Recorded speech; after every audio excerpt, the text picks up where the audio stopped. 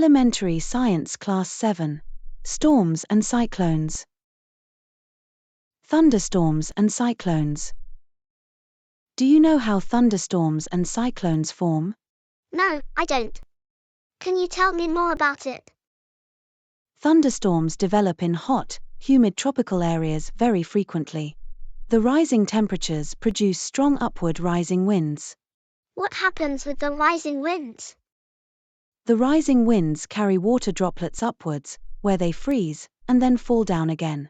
This swift movement of the falling water droplets, along with the rising air, creates lightning and sound, which we call a thunderstorm. That's really interesting.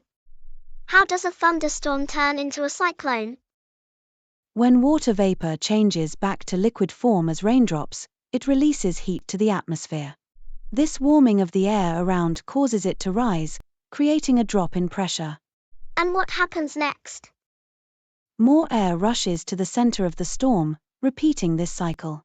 This chain of events ends with the formation of a very low-pressure system, with very high-speed winds revolving around it, which we call a cyclone. Destruction caused by cyclones.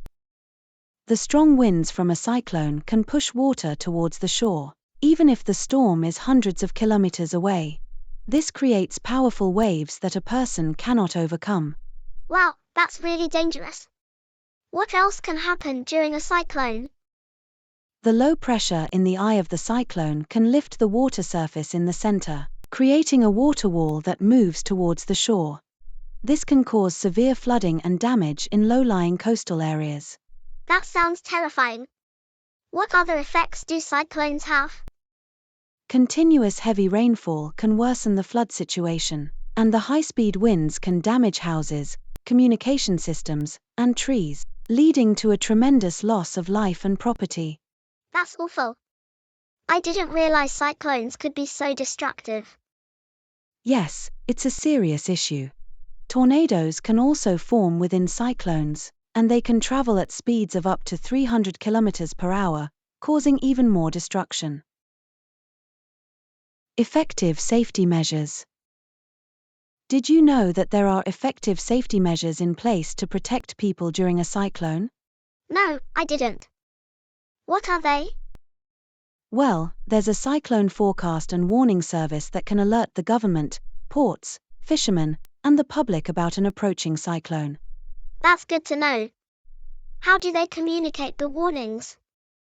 They use rapid communication methods like the web, TV, and radio to quickly get the information out. That's great. What can people do to stay safe during a cyclone?